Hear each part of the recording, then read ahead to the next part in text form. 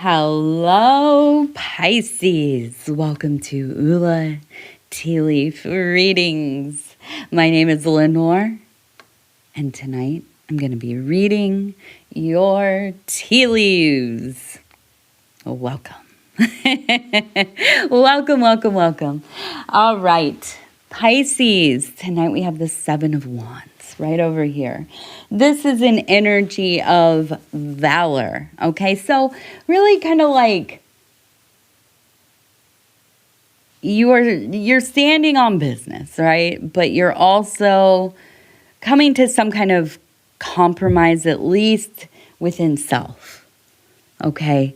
You are brave, courageous, and, often following your convictions, I believe. But I also think that you're going to do what needs to be done in whatever kind of situation you find yourself in. So, when I see this energy, and it is a very bright one. Look at it, all the sparks and little electricities and fire coming off of the wand there in the middle. Okay, it is. It's like that spark in a dark, endless night. Okay, I feel a real sense of, it's like losing yourself in the darkness,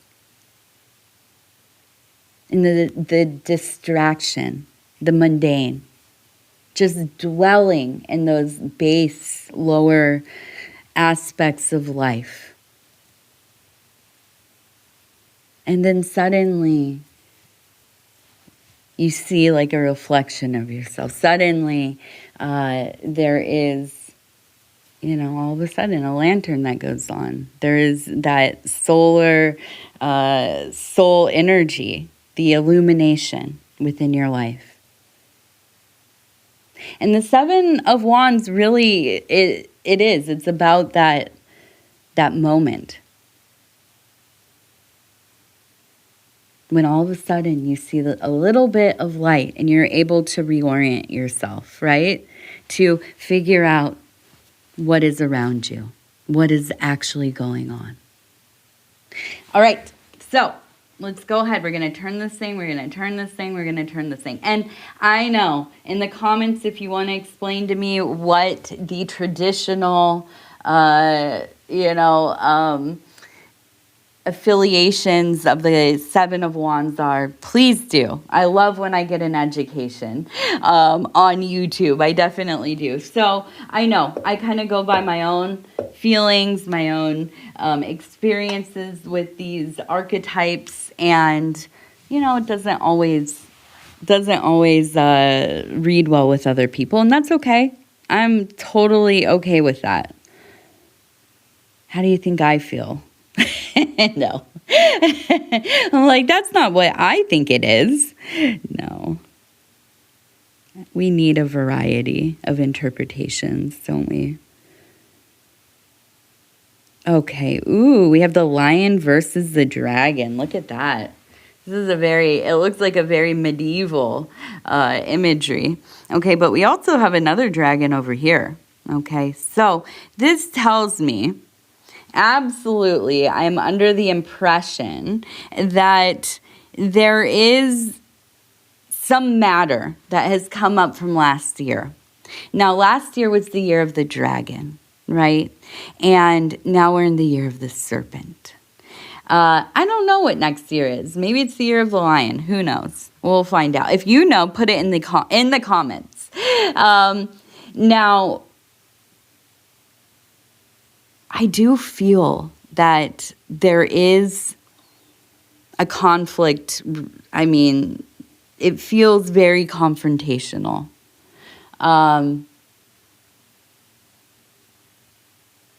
It feels very unprofessional, where this should have been a professional matter, business, Maybe it was like somebody you patronized or a business you patronized. Maybe this has to do with like a doctor that, you had a bad experience with or something, right? But I do feel like there is some kind of conflict arising again, where maybe there was a period of time where, the thing happened and then you got away from the situation and now it's coming back up. Now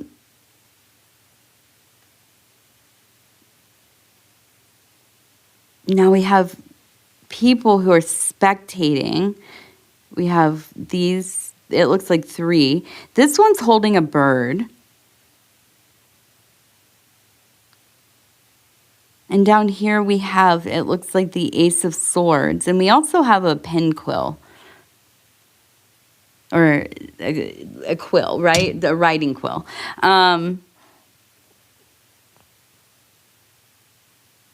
So I do feel that you have had people in your life who have seen what's going on, the third party perspective. And I feel like you have the overwhelming support of maybe people at work or within the family or your local community or, wherever this situation is happening. And I do feel like ultimately, everybody has your back. Now, does that make the situation better? I don't know. I'm not sure. But it feels like to me, this is a thing that it feels so big in your mind, right? Like you are just hyper focused on this situation. It is disrupting other parts of your life. Absolutely. And I feel like you've been anxious about it. Okay. But here's the deal. Over here, we have that other dragon. And I feel like there is a sense of like impending doom of like, what's next? What other thing is going to come up? But I feel like you face the thing head on. You do what you got to do to cross all your T's and dot all of your I's and all of that stuff, right? And I feel like you avoid further conflict or problems. I feel like this actually ends up fizzling out to be a big nothing. I mean, of course, you've already had the stress and the situation, whatever it might be, but I don't think a lot comes of it. And I don't think that's a bad thing because I think for you, you're the one that just wants this to be done with. I don't think you're interested in continuing this battle, not by any means. So I'm going to turn this way. Now, we have a house. We have, it looks like a birthday, a cupcake. We have somebody running right here. Here's the head, their body, and their legs. You can see they're in like a running motion. We have an angel right here. We also have the number 10, 10. And down here, it looks like we have another person. It looks like they're running this way. They're holding the Ace of Cups, and there's a broken heart. Now we have 2 people over here, and one is pointing this way, towards the future, where this would be the past. So I feel that there is maybe a situation, maybe you are a co-parent or maybe a grandparent that's involved in your grandkid's life deeply, and there's some kind of conflict with their parents, your child. Their marriage maybe is having some difficulties. But I feel like there's this sense of people around you continually going towards the past. Like they want to just keep going in circles, talking about the same stuff, being upset about the same stuff from like years ago. And I feel like for you, you are ready to move forward. You're ready to have this other part of your life. And you find that pretty difficult because, there's just this constant bringing up of things. And I don't think that this is necessarily like targeted at you, but I think just the atmosphere of it. I feel as you are growing, as you are evolving as a being around people who kind of are living in the same reality tunnel, and it's become a loop, right? And you've outgrown it. That's 10 levels back there. You have lived, you have fortified, you have transmuted, you have become. And now you can't help but see things for what they are. And I feel like, where nostalgia is good and sentimentality, of course, good to some degree, right? Knowing our histories, respecting our mythology and past, and the stories we tell ourselves, and our connection to the greater tree of life, and all of these things.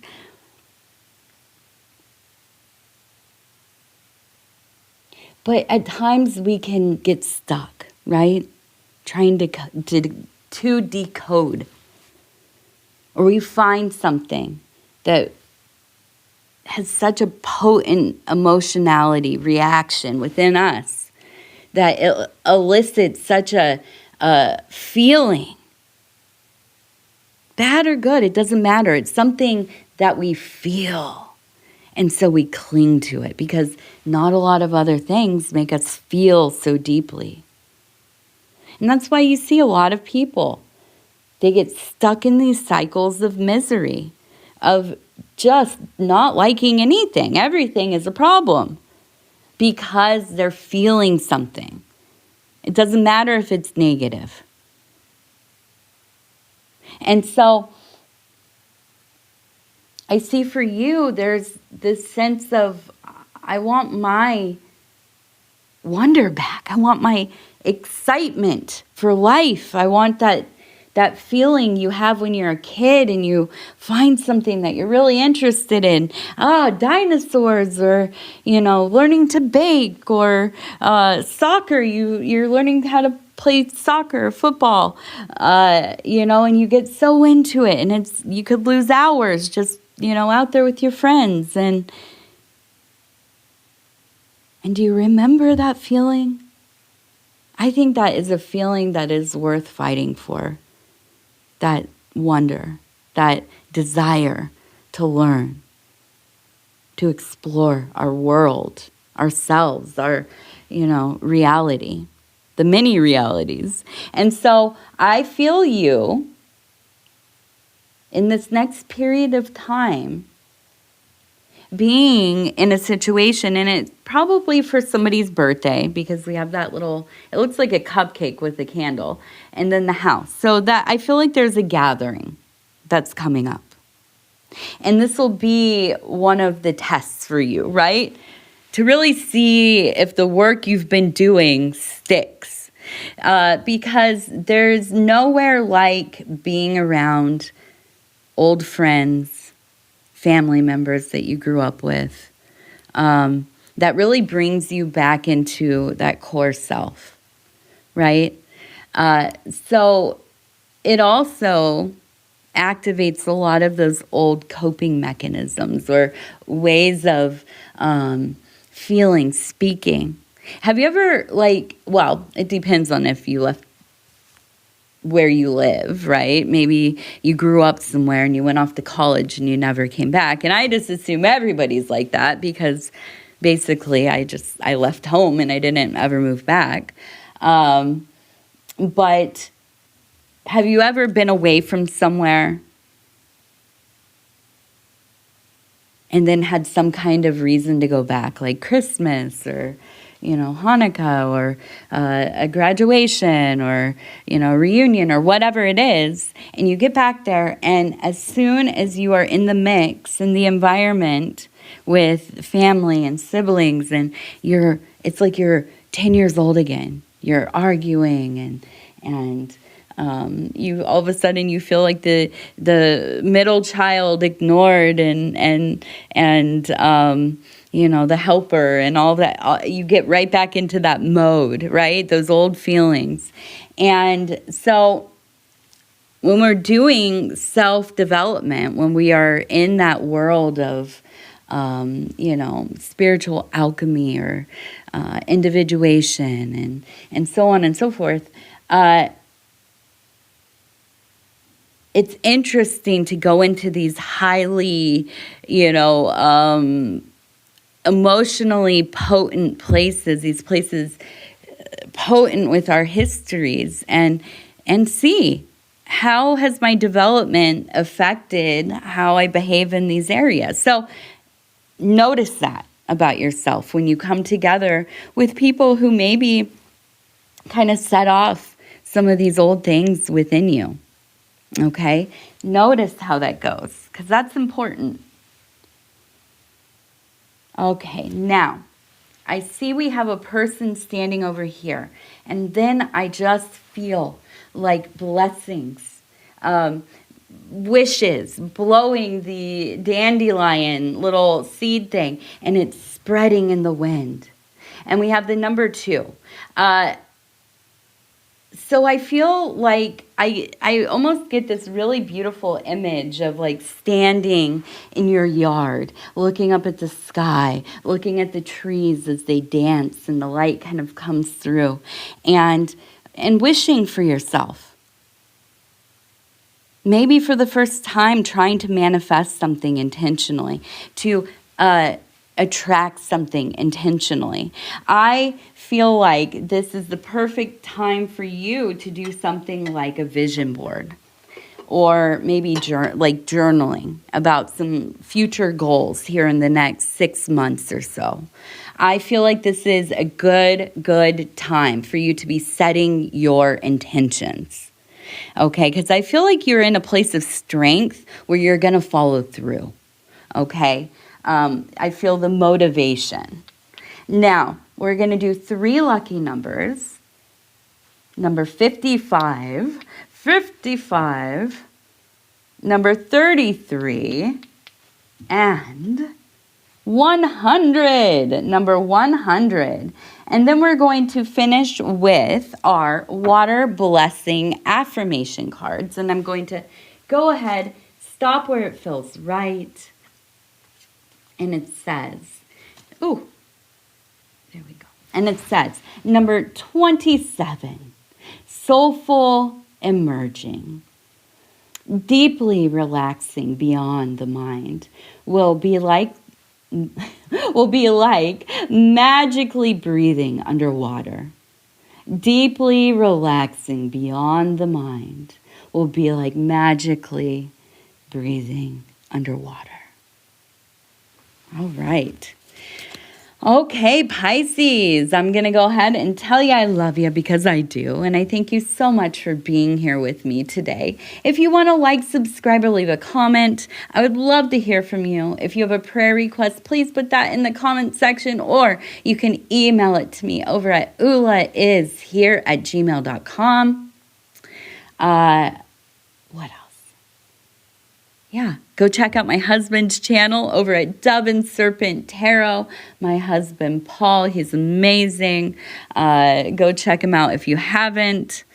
And you know what? I don't know what else there is. I don't know. I have been having allergies like crazy. Yesterday, I was out gardening, and I just got so many mosquito bites. It's been raining and humid and mosquito central, right? And so I had that. And then also, I don't know if it was just like ragweed or, just, I don't know, cottonwood or what. But I also, my allergies got set off, my, like seasonal type of ones. And the two together united, like my body's reaction to the mosquito bites and to all this stuff that was out there, I had a heck of a time last night getting to sleep, and then, I don't know. So anyways, I apologize for sounding like this. Hopefully you all are not having any mesquite problems. My goodness, they are just vicious, those guys. And hopefully your allergies are good. I'm about to go have some honey right now. So anyways, I love you. I love you. I love you. Please take care of yourself. Be safe. We'll talk in a few days. Good night.